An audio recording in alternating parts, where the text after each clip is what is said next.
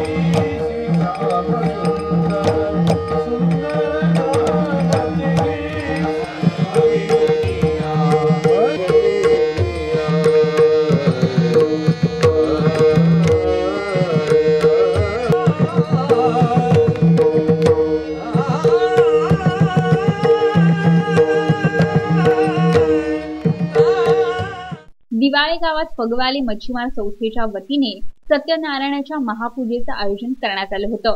यावेळी माजी आमदार मंदाताई म्हात्रे यांनी सत्यनारायण पूजेचा लाभ घेत दर्शन घेतलं व आपल्या हस्ते आरतीही केली। यावेळी भक्तांनी दर्शनासाठी रीघ लागली होती। सत्यनारायण पूजेच्या निमित्ताने आकर्षक रांगोळी काढण्यात आली होती, तर प्रवेशद्वाराजवळ साईबाबांची भव्य मूर्ती ठेवण्यात आली होती। गेल्या 10 वर्षापासून या ठिकाणी फगवाले मच्छीमार संस्थेच्या वतीने पूजेचं आयोजन करण्यात येत आहे। मच्छीमार बांधव समुद्रात मच्छीमारी करण्यासाठी जातात, अंग मेहनत करतात, रोजगार निर्मिती करतात। याबद्दल कोळी बांधवांमध्ये जनजागृती व्हावी या हेतूने या कार्यक्रमाचं दरवर्षी आयोजन करण्यात येतं।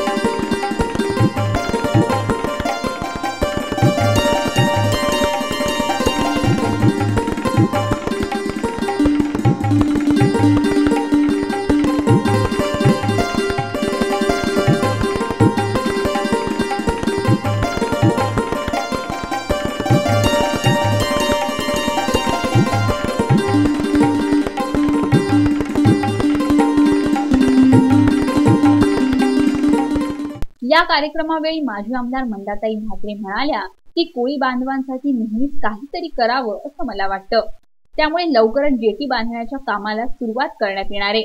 या संदर्भात 1 करोडच्या प्रस्तावाला मंजुरीही मिळाली आहे। तसेच यावेळी त्यांनी उपस्थितांचे मार्गदर्शनही केले। गेली 10 वर्ष इथं सातत्याने महापूजा सत्यनारायणचं आयोजन केलं जातं।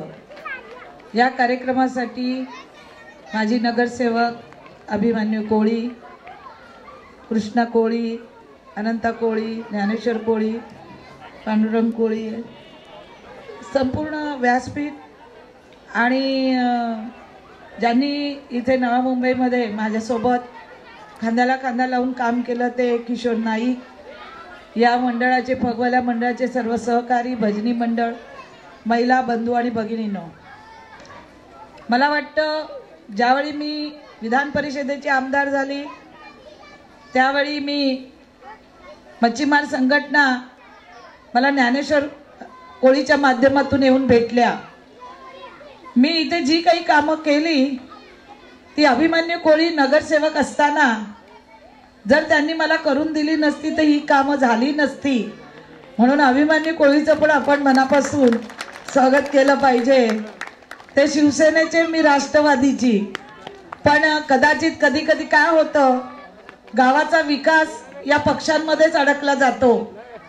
मी अभिमन्यूला विचारलं बोलून की अभिमन्यू मला असं काम करायचंय तुझ्या गावामध्ये।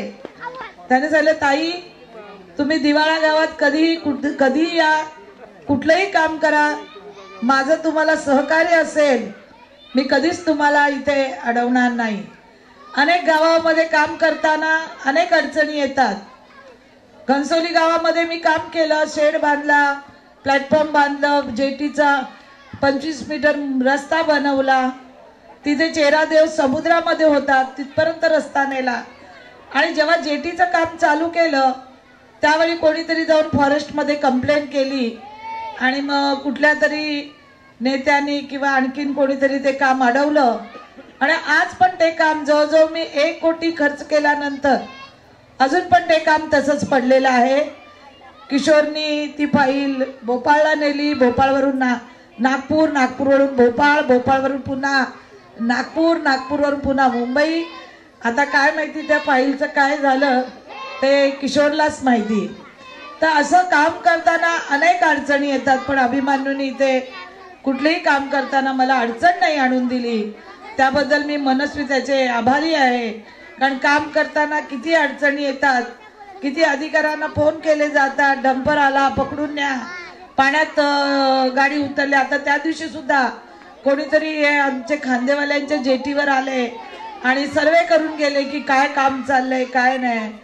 पण अशा जे काम करताना जे त्रास होतो तो मला माहिती आहे आणि कराव्या गावामध्ये मी केली, वाशी गावात 2 ठिकाणी जेटी केल्या आणि वाशी शिशोरला मी जवळजवळ जे आपलं हे करतात ना दशविधी क्रिया, म्हणजे वाशी आणि वाशी गावला 3 केल्या, साळसोळला 1 केली आणि इथे 2 झाला आणि ही तिसरी आहे। आता ही तिसरी आपली जवळजवळ 1 कोटीचं मला आनंद वाटतो आजच्या दिवशी सांगायला आपल्याला की मी ते 1 कोटीचं बजेट माझं पास झालेलं आहे आणि ही जेटी खांदेवाल्यांची संपली तोपर्यंत आपलं पण ह्याचं टेंडर होईल आणि या जेटीचं सुद्धा आपण 1-2-3 महिन्यानंतर काम सुरू करू आणि काम झाल्यानंतर हे पुढचं सुशोभीकरण आहे हे आपण नंतर करू, कारण आपल्याला त्याचं लक्षात येईल की काय काय नंतर करावं लागेल। तर आपण महापालिकेला सुद्धा प्रस्ताव देऊ, इथे स्वच्छता करून घेऊ। लोक आज गार्डन मध्ये बसतात, तिथे झाडं लावलेले आहेत, इथे सुद्धा आपण सुशोभीकरण करू आणि चांगल्या पद्धतीने करू। पण पहिला जेटीचं काम मला वाटतं जून-जुलै मध्ये मला सुरुवात करावी लागेल, तोपर्यंत तुम्हाला थांबावं लागेल कारण बजेट झालेलं आहे, टेंडर निघायचं आहे। पण 1 कोटीचं बजेट आज आपलं पास झालेलं आहे आणि त्याच्यामुळे मी आज पूजेला विचार केला आणि याला विचारलं काय झालं तरच मी पूजेला जाईल।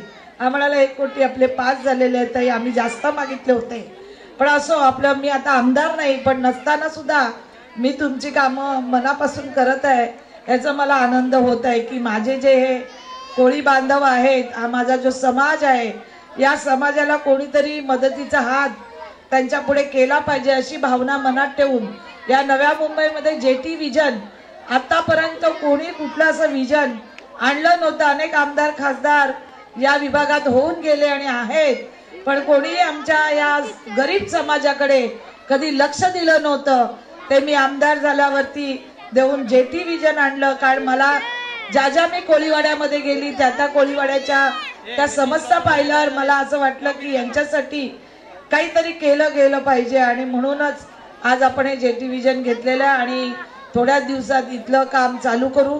आता या पुढच्या महिन्यामध्ये हे जे जवळजवळ 150 मीटर आपण जे पाण्यामध्ये गेलेलो आहे खांदेवाल्यांच्या इथे, तिथलं भव्य मोठं असं उद्घाटन आपल्याला करायचं आणि ते उद्घाटन झाल्यानंतर या इथल्या कामाला सुरुवात करायची आहे।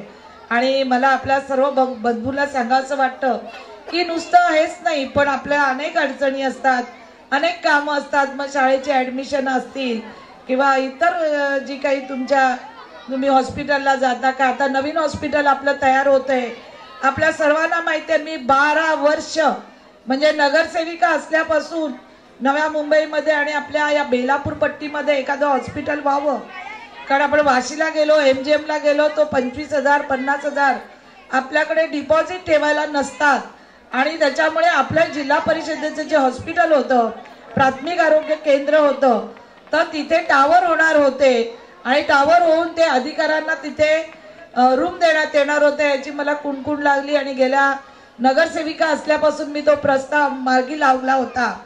ती सुद्धा जागा मी महानगरपालिकेला आपल्या माहितीसाठी सांगते मोफत मिळवून दिली।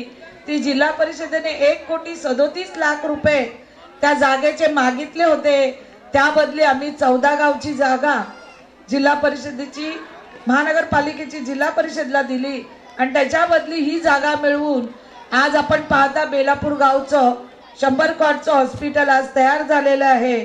आता लवकरच तिथे स्थानिक मुलांना आणि महिलांना कामावर घेण्यासाठी परवा मी आणि अमित पाटील अभिमन्यू कोळेंनी पत्र दिलेलं आम्ही भेटलो आणि सांगितलं की आमच्या गावची 4-4, 5-5 मुलं तरी या कामामध्ये 5 गावातली 5-5 मुलं तरी तुम्ही कामाला घ्या तर आम्हाला समाधान वाटेल, ना तर आम्हाला पुन्हा आंदोलन करावं लागेल।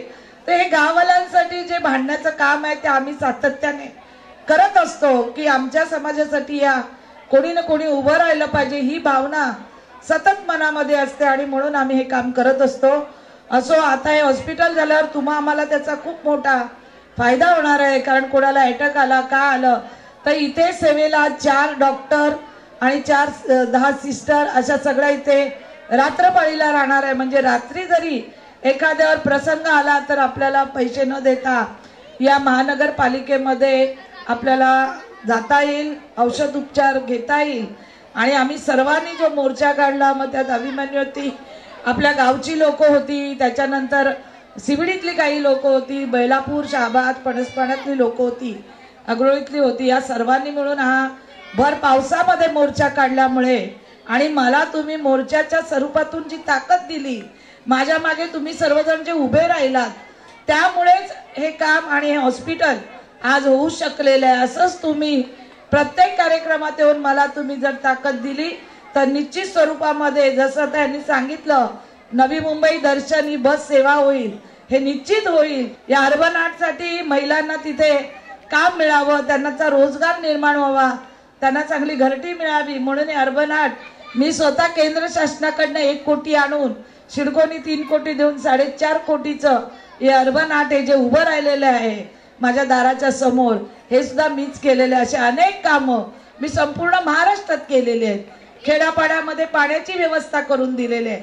मला सुद्धा वाटतं ही आपली जी 29 गावं आहेत ही गावं चांगली राहावी, यातली लोक सुखी राहावी अशी खूप इच्छा आहे, पण त्या करण्यासाठी तुमची ताकदीची मला गरज आहे। तुम्ही जोपर्यंत ताकद देणार नाही, माझ्या मागे उभे राहणार नाही, तोपर्यंत मी एकटी काही करू शकणार नाही, असं मी तुम्हाला आज सांगायचं वाटतं। येत्या 27 जानेवारीला मी 7 दिवसाचा महोत्सव घेतलाय। रोज रात्री वेगवेगळे सांस्कृतिक कार्यक्रम आहेत, लावणी आहे, रंग माझा वेगळा, असे अनेक वेगवेगळे कार्यक्रम आहेत। सर्व तरुण मुलांनी त्याचा आणि सगळ्या आपल्या बंधू भगिनींनी त्याचा लाभ घ्यावा। आज आपण विचार करा, मी आमदार नसताना सुद्धा या खांदेवाल्यांसाठी 1,37,00,000 रुपये आणले आणि तुमच्यासाठी 1 कोटी आणले। मग ह्याच्यासाठी आमदारच व्हायला पाहिजे असं काही नाही, पण आमदार असल्यावरती आणखीन आपल्याला ताकद मिळते, आणखीन आपले वेगवेगळे विषय असतात। आता बंदर बनवायचं इथे मला, माझं ते एक स्वप्न आहे, ते एक स्वप्न पूर्ण करायला तुमची सर्वांची मला मदत लागणार आहे। माझ्या बांधवांना इथे मच्छी कोल्ड स्टोरेज, इथेच होड्या रिपेअरिंग असं सगळं काही एका ठिकाणी उपलब्ध झालं तर नक्की हा कोळी बांधव दिवाळा गावचा सुखी झाल्याशिवाय राहणार नाही, असं मी आजच्या दिवशी सांगते। मला बोलून जो मान सन्मान इथल्या सर्व मंडळांनी दरवेळी जो दिलेला आहे त्याच्याबद्दल मी मनापासून त्यांना धन्यवाद देते। जय हिंद, जय महाराष्ट्र। यावेळी भजन कीर्तनाचा कार्यक्रमही पार पडला। लोक संघटित व्हावीत, तरुण पिढी एकत्र यावी यासाठी अशा प्रकारच्या कार्यक्रमाचं आयोजन करण्यात येतं। तसेच मंदिर परिसर सुशोभित करण्याचाही मानस असल्याचं फगवाली मच्छीमार संस्थेतील नागरिकांचं म्हणणं होतं। तो या ठिकाणी समुद्रामध्ये जे काय आपले मच्छीमार करण्यासाठी बंधू लोक जातात, त्यांनी एकत्र येऊन समाजासाठी त्यांचं जे काम आहे ते कशा पद्धतीने करतायत, त्यांची अथक मेहनत आणि त्याच्यातून रोजगार निर्मिती आणि प्लस त्यांच्यामार्फत एक सत्यनारायणची महापूजा आयोजित केली की लोकांमध्ये एक जनजागृती व्हावी। आजची जी तरुण पिढी आहे, तरुण पिढीने मनावर घेतलं। पूर्वीपारपासून म्हणजे या ठिकाणी लोक काम करत होते, पण ते संघटित नव्हते, ते सर्व असंघटित होते आणि त्या लोकांना एकत्र करून म्हणजे लोकांमध्ये की आपण काय करतो एक्झॅक्टली की एकत्र आल्यामुळे त्याचा लोकांमध्ये जागृती आणि वेगवेगळे कार्यक्रम त्यांचा आखण्याचा प्रयत्न आहे यापुढे, की 10 वर्ष झाली, 10 वर्ष एकत्र येऊन आजची जी तरुण पिढी काम करते आणि त्यांच्या माध्यमातून एक सत्यनारायणाची महापूजा या ठिकाणी आयोजित केली आहे। त्याच्यानंतर या ठिकाणी सुशोभित करण्याचा त्यांचा मानस आहे की हा जो बंदर आपला परिसर दिसतोय या ठिकाणी, या परिसरामध्ये सुशोभीकरण होईल, की मच्छीमार तर मच्छीमारी करतात, पण नेहमीच आपल्याला असं वाटत आहे की अशिक्षित लोक आहेत, हे काय फक्त उदरनिर्वाह करतात या माध्यमातून, पण त्याच्या पलीकडे जाऊन लोकांमध्ये आणखी जनजागृती व्हावी हा त्यांचा एक उद्देश आहे या ठिकाणी। मच्छीमार बांधवांनी एकत्र यावे, संघटित व्हावं या उद्देशाने पगवाली मच्छीमार संस्थेच्या वतीने गेली 10 वर्ष या ठिकाणी सत्यनारायणाच्या महापूजेचं तसेच विविध कार्यक्रमांचं आयोजन करण्यात येतं। व्हिडिओ जर्नलिस्ट रितेश सोनवणेसह हर्षल पाटील, MVTV।